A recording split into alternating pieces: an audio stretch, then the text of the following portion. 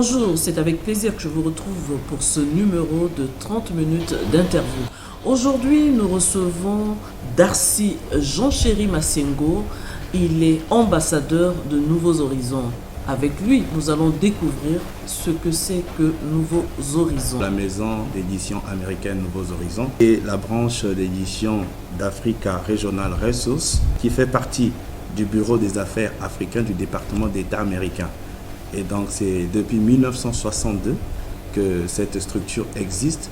En fait, elle publie tous les livres, naturellement, des auteurs américains en français, mais bien évidemment en coédition avec beaucoup des maisons d'édition comme Le Seuil, comme Jacob et Odile et bien d'autres en Europe. Et ces livres, naturellement, sont mis à la disposition ou encore vendus en Afrique à moindre coût. Parce qu'il faut signaler que le département d'État américain, en fait, rachète quelquefois les 3/4 du livre à sa première édition. Oui, vous dites que cette maison d'édition existe depuis 1962, mais existe-t-elle uniquement aux États-Unis ou bien on peut retrouver des représentations partout dans le monde? Bon, cette représentation se trouve en France, naturellement à l'ambassade des États-Unis en France, parce que c'est le siège en fait du bureau ou encore d'Africa Regional Service, qui est le bureau du département d'État américain, en fait, qui publie. Donc le siège se trouve en France. Donc qu'est-ce qui se passe, c'est que la maison ou encore l'édition a des librairies partenaires en Afrique et travaille également avec toutes les ambassades américaines dans les pays francophones et bien évidemment pour permettre l'accès aux livres dans ce pays. En quoi consiste votre rôle d'ambassadeur de Nouveaux Horizons? En fait, Nouveaux Horizons, qui est une maison d'édition à part entière, parce que ce n'est pas une maison d'édition conventionnelle. Lorsque vous voulez publier, par exemple, vos notes ou encore un livre que vous partez, vous cherchez, vous déposez, non. La maison ne publie que les auteurs américains. Et bien évidemment, pour permettre à ce que le livre ou encore la culture américaine soit connue. Maintenant, les auteurs américains à succès ou à succès, bien sûr. À succès, parce que nous publions que les meilleurs, naturellement, les best-sellers américains. Et donc, mon rôle en tant qu'ambassadeur, d'ailleurs, ça fait pratiquement 6 mois, si ma mémoire ne me trahit pas, que j'ai été nommé ambassadeur. Qu'est-ce qui se passe? C'est qu'il y a un appel à candidature qui se passe sur Internet, dans tous les pays francophones. Donc, au Congo, c'est ma modeste personne qui a été retenue ou encore nommée comme ambassadeur. Donc, j'ai pour rôle, donc en amont, je dois, en fait, il y a des principes ou encore des critères. Il faut avoir lu les livres Nouveaux Horizons et avoir organisé naturellement des activités autour de ces livres. Parce que l'objectif de cette maison d'édition, c'est faire la promotion du livre et bien évidemment de la lecture qui est le socle de tout développement. Donc l'objectif de cette édition Nouveaux Horizons, c'est faire la promotion des ouvrages américains.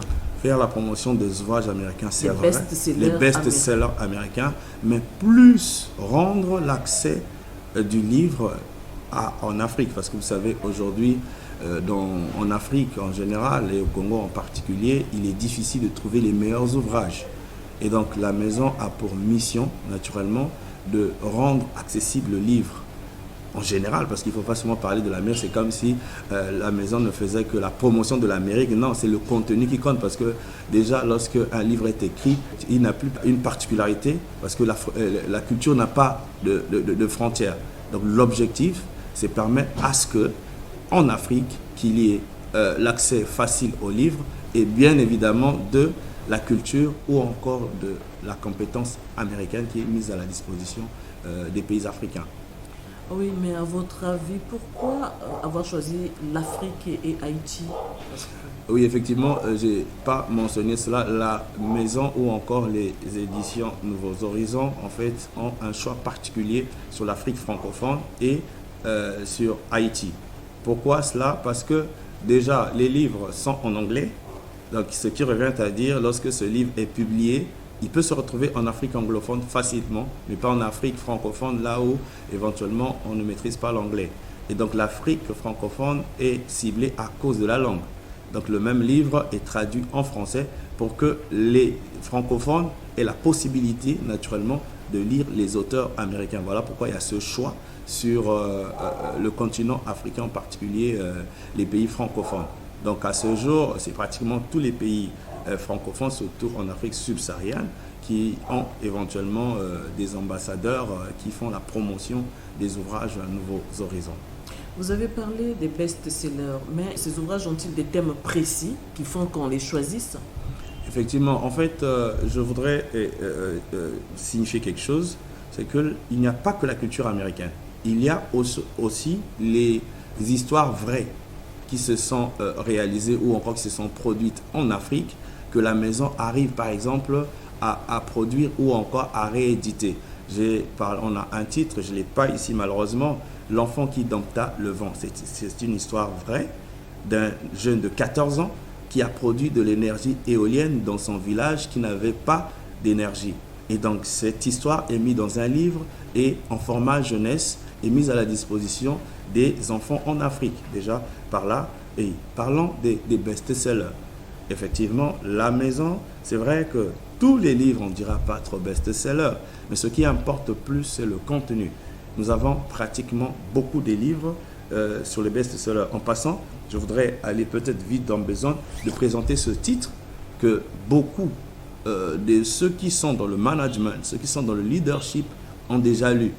Avant de parler de cet ouvrage, je voudrais savoir exactement quel genre d'ouvrage on peut trouver chez Nouveaux Horizons. On a des ouvrages dans tous les domaines pratiquement.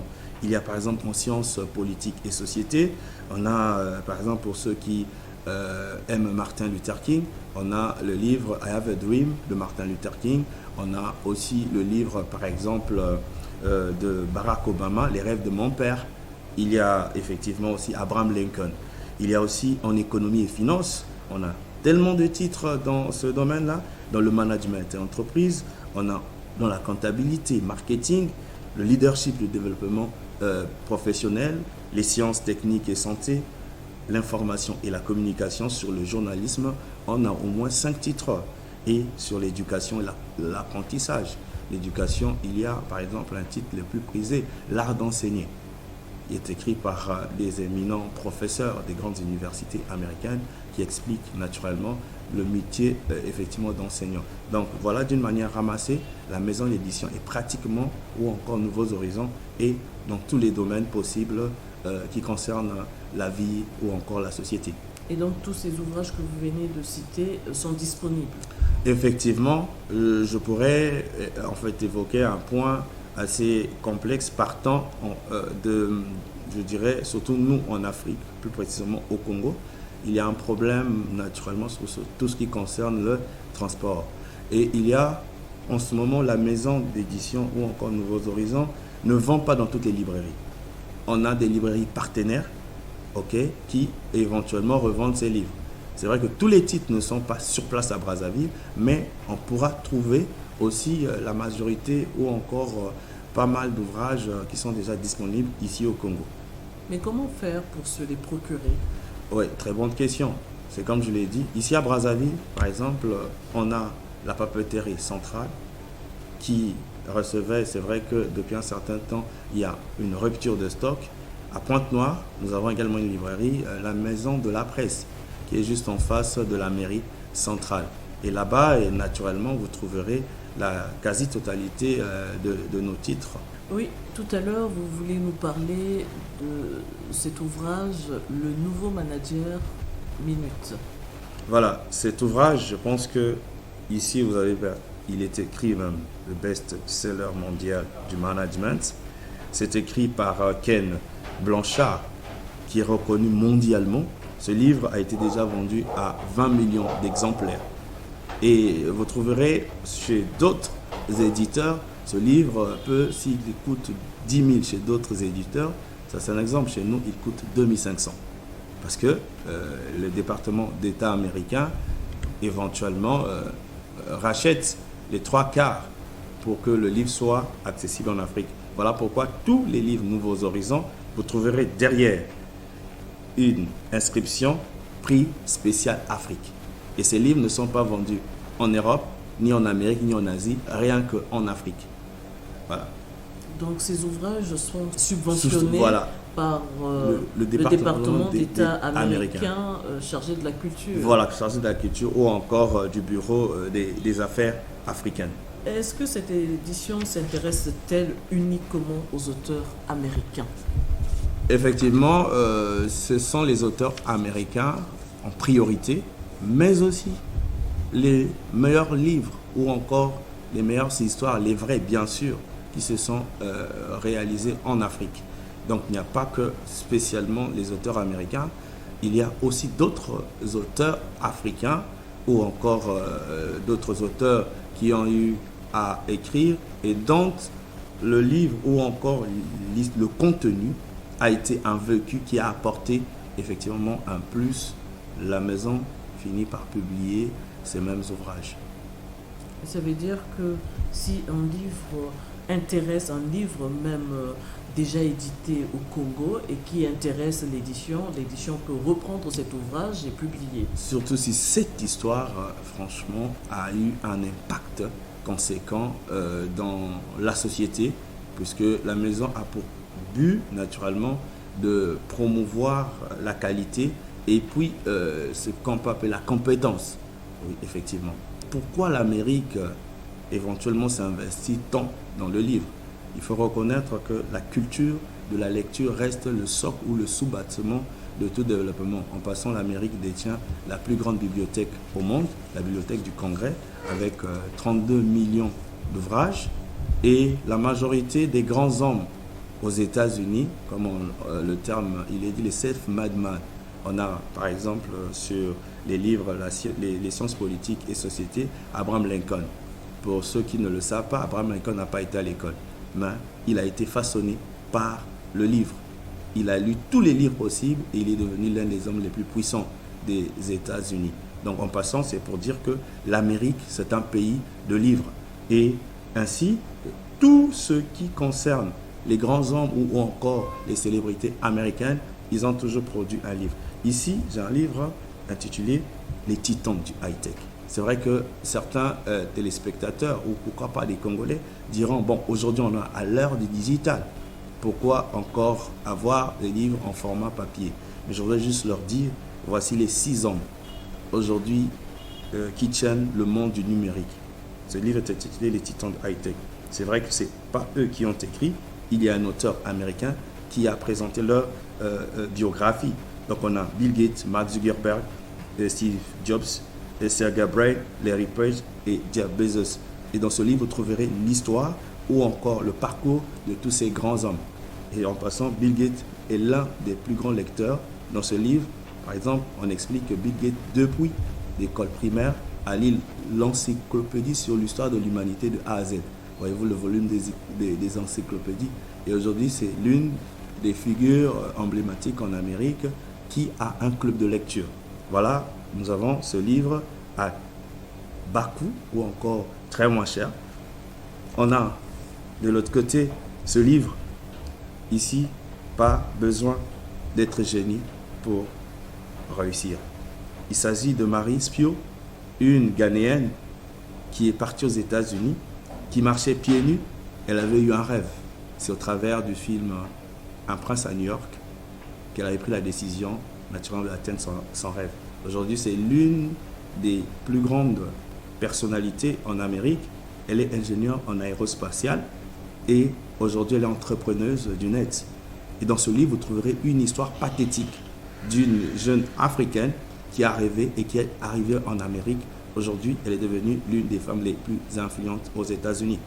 Nous avons par là aussi, toujours dans le cadre, puisque le livre met un accent particulier sur la femme, on a ce livre, d'ailleurs, qui fera l'objet d'une discussion au sein de l'ambassade des États-Unis. Je voudrais juste rappeler que ces mêmes ouvrages, vous pourrez aller les consulter gratuitement à l'ambassade des États-Unis, parce que la bibliothèque ouvre ses portes à toutes les personnes, et naturellement, vous pourrez aussi vous abonner, et si seulement si le livre est codifié, vous pourrez l'emprunter.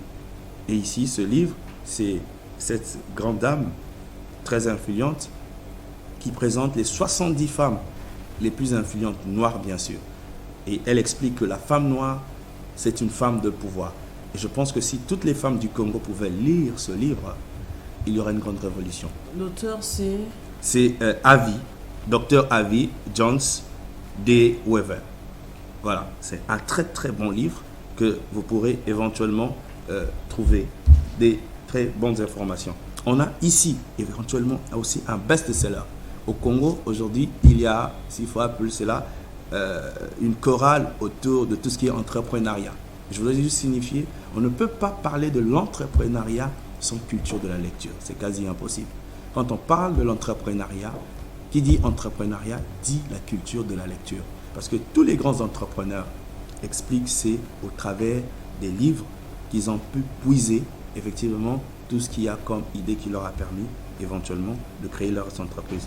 Et ici, il y a le titre, c'est « E-Mythe », le mythe de l'entrepreneuriat révisé.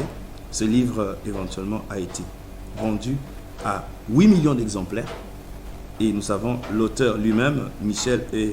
Gerber, un grand entrepreneur en Amérique. Et je pense qu'à côté, nous avons des livres en économie. Ici, nous avons par exemple le livre de William Nordhaus, qui est le prix Nobel de l'économie. Et ici, le titre, c'est le casino climatique. Aujourd'hui, au Congo, on évoque la question des changements climatiques, mais nombre des Congolais ne connaissent pas en profondeur qu'est-ce que les changements climatiques. Et dans cet ouvrage, vous trouverez des informations pathétiques. Et l'édition, c'est une publication récente. Donc je pense que le Congo, avec tout ce qui va ou tout ce qui se présente, on a besoin de ce livre. Et toujours en économie, on a ce livre qui est intitulé « Le changement climatique », mais en bande dessinée. Mais pour les adultes, bien sûr, ce n'est pas pour les enfants.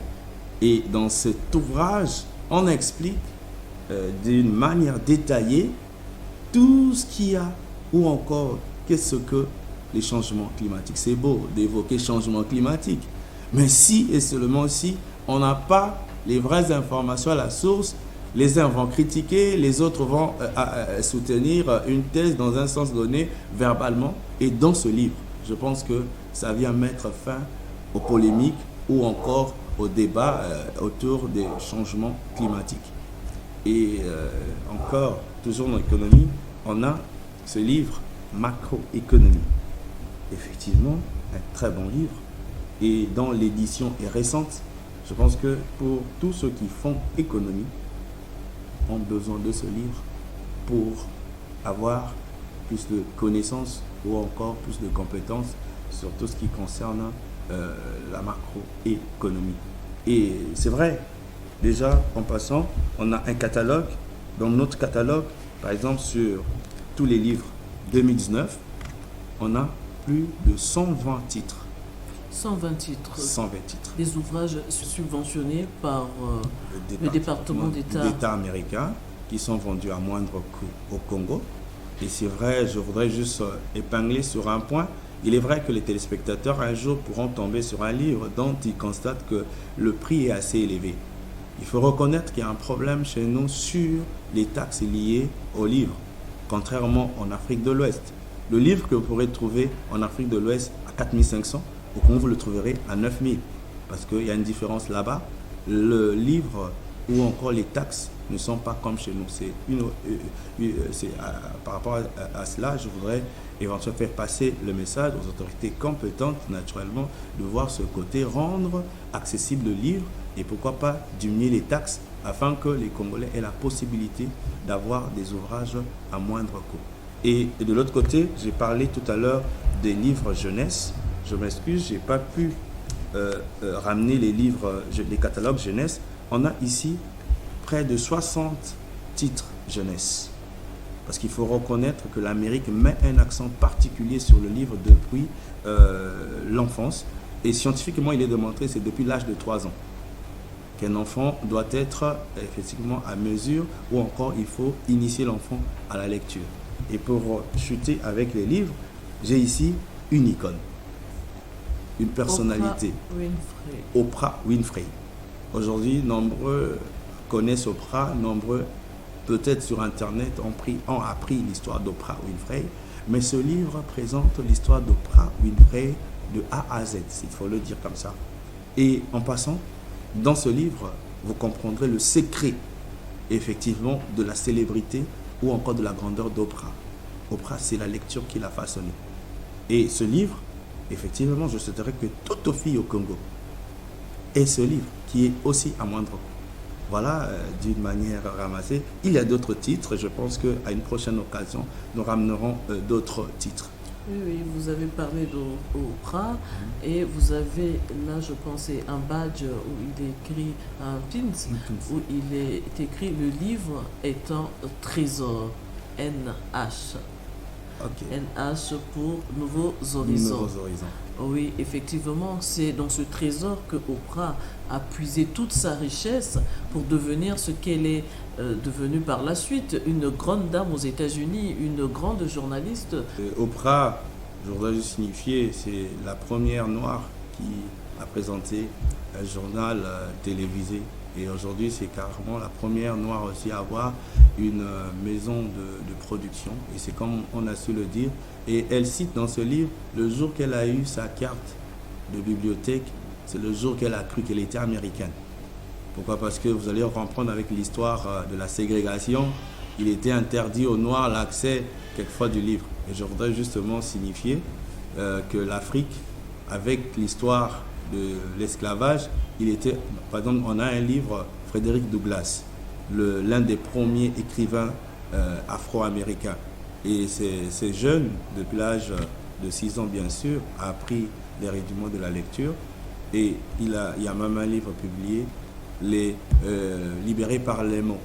Et on comprend que, c'est tout à l'heure, vous avez lu sur mon pins, effectivement, le livre est un trésor. On dit souvent, si vous voulez cacher un noir, quelque chose à un noir, mettez ça dans un livre, il restera éternel. Pourquoi? Parce que les noirs n'aiment pas lire, ou encore les Africains n'aiment pas la lecture. Donc voilà un peu tous les titres que nous avons pu présenter. Il y en a d'autres que nous pourrons présenter prochainement. Vous avez dit que Nouveaux Horizons, on peut retrouver ça dans des ambassades dans différents pays. Pourquoi, à votre avis, le département d'État américain s'intéresse ainsi à cette édition? D'ailleurs, ce qu'il faut dire, c'est Nouveaux Horizons est la branche d'édition d'Africa Regional Service, donc qui fait partie du bureau des affaires africains du département d'État africain et américain, excusez-moi. Donc, normalement, c'est une branche qui fait partie d'Africa Regional Service. Le département, s'il faut le dire, ce n'est pas une branche ou encore une maison d'édition à part entière. On pourrait dire fait partie d'Africa Regional Service. Et c'est comme une politique pour les États-Unis de promouvoir le livre. Et je voudrais encore signifier quelque chose de très fondamental, c'est que le livre, c'est toute une culture. Lorsque vous lisez l'histoire des États-Unis, cette année, par exemple, on célèbre les 400 ans de l'arrivée des Pères pèlerins. Qui sont les Pères pèlerins? Ce sont ceux qui ont fui la persécution en Angleterre. Quand ils sont arrivés en 1620, l'Amérique n'était pas encore organisée. Et eux, ils sont occupés un territoire, et partant de ce territoire, ils avaient que la Bible comme livre où éventuellement ils puisaient toutes les connaissances et puis des lois qui leur permettraient de bien vivre. Et d'où vous avez par exemple la ville de Philadelphie qui a été tirée de la Bible dans Apocalypse. Et donc le livre reste un instrument fondamental pour l'Amérique. Et cela est parti de tradition en tradition. On a par exemple Benjamin Franklin, qui est le père des États-Unis, s'il faut le dire. Il a créé la première bibliothèque des colonies en 1731. Et c'est aussi un autodidacte. Donc l'Amérique a eu la passion du livre depuis la nuit des temps. Et jusqu'à aujourd'hui, c'est ce qui continue. C'est ce qui explique effectivement la mission de Nouveaux Horizons, qui existe d'ailleurs depuis 1962. Vous imaginez aujourd'hui combien de temps cette maison ou encore cette institution effectivement met à la disposition des Africains des meilleurs livres américains. Oui, ça met à la disposition des Africains, mais où peut-on trouver ces livres? Ces livres sont vendus dans des librairies qui sont partenaires directement de Nouveaux Horizons. À Brazzaville? À Brazzaville, bon, Hier, il y avait une librairie, la papeterie centrale à Congo Pharmacie. Il est vrai que depuis quelques années, cette librairie n'a plus passé des commandes, d'où il y a rupture des stocks. Maintenant, à Pointe-Noire, vous avez la maison de la presse qui se trouve juste en face de la mairie centrale ou de l'hôtel de ville de Pointe-Noire. Effectivement, là-bas aussi, vous trouverez les livres Nouveaux Horizons. Entre-temps, ceux qui ne peuvent pas se procurer ces livres, ils peuvent aller à l'ambassade des États-Unis, ok, donc prendre un rendez-vous et aller consulter ces livres gratuitement, je dis bien, et pourquoi pas prendre un abonnement sur place et emprunter ce livre ou encore les livres pendant 2 semaines. Il n'y a pas que Nouveaux Horizons, il y a aussi effectivement des livres américains, bien sûr, produits ou encore publiés en français. Donc voilà un peu comment est-ce que la maison d'édition met à la disposition des Africains ces livres. Et donc moi, en tant qu'ambassadeur de cette maison d'édition, j'ai pour rôle de faire la promotion dans différents niveaux et juste en passant aussi pour présenter les services de l'ambassade des États-Unis, donc le centre américain qui ouvre ses portes. Par exemple, actuellement, nous avons un programme avec les écoles. Nous sommes en train de recevoir chaque mercredi les enfants des différentes écoles, donc 20 enfants qui viennent discuter, qui viennent faire une séance, qui viennent apprendre autour d'un livre américain, et l'ambassade fait un don à ces enfants des livres, pourquoi pas des livres des auteurs américains. Donc voilà, et de l'autre côté aussi, il y a un programme annuel. Chaque mois, il y aura un livre Nouveau Horizon qui fera l'objet d'une discussion au niveau de l'ambassade. Voilà pourquoi le premier livre, ça sera ce livre, Femmes noires, femmes africaines, à l'occasion du mois de la femme. Il y a certaines femmes qui sont sélectionnées. D'ailleurs, vous faites partie de ces brillantes dames qui éventuellement marquent l'histoire ou encore font des grandes choses dans notre pays. Et c'est autour de ce livre. Et ce livre, déjà, c'est l'ambassade qui offre aux personnes qui participent à cette discussion. Et jusqu'en décembre, chaque mois, il y aura un titre qui fera l'objet d'une discussion, éventuellement pour apporter ou proposer des solutions à toutes les questions qui minent notre société. Et pour toutes les personnes intéressées, quelle démarche faut-il faire? Pour toutes les personnes intéressées, elles pourront éventuellement m'appeler directement au 06 936 67 26. Je reprends, 06 936 67 26. Une fois, éventuellement, les personnes intéressées, nous avons mars, nous avons ce livre, Femmes noires, femmes de pouvoir, dont la liste a été déjà bouclée. Et en avril, on aura un titre, Intégrité morale dans la vie publique. Donc déjà, aujourd'hui, avec toutes les questions de bonne gouvernance, je pense que cela concernera une catégorie des personnes qui ont des fonctions dans l'administration publique. Et si, et seulement si, ceux qui veulent participer à ce programme peuvent nous contacter. Et pourquoi pas aussi se rapprocher de l'ambassade des États-Unis, et ils auront des plus amples renseignements à propos. Le livre est un trésor. Voilà ce que Monsieur Darcy Jean-Chéri Masengo est venu nous dire et nous présenter aussi la maison d'édition Nouveaux Horizons. Cette maison d'édition subventionnée par le département d'État américain aux affaires africaines, qui met à la disposition du monde francophone des ouvrages à moindre coût, des ouvrages qui sont des best-sellers publiés aux États-Unis. Merci à vous de nous avoir suivis.